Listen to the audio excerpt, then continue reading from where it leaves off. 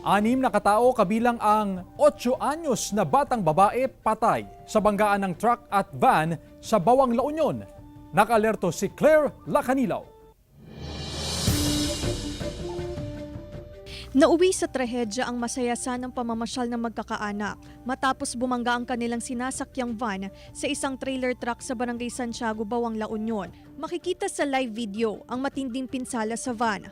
Nasawi ang 6 na sakay ng van, kabilang ang 8 taong gulang na batang babae.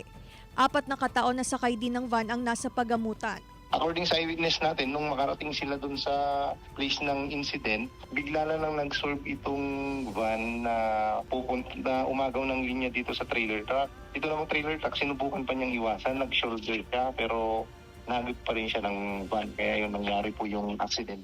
Naiuwi na sa Isabela ang mga labi ng 4 na biktima. Ayon sa kaanak ng 2 sa mga biktima na nakaburol sa La Union, pauwi na sana ang mga biktima sa La Union galing sa pamamasyal sa Tondaligan Beach sa Dagupan City nang mangyari ang aksidente.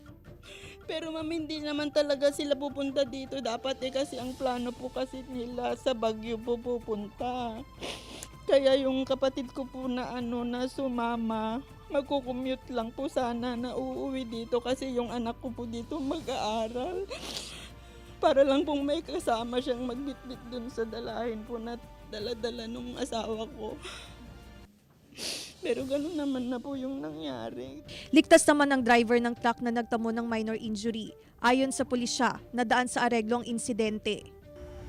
Sa mga kababayan po natin ngayon na bumabiyahe, lalo po ngayon at may bagyo, ingat lang po tayo lagi sa daan at maging defensive driver. And sa mga drivers naman po, kung hindi na po kaya ng katawan natin na magmaneho, hindi naman po masamang tumigil at magpahinga para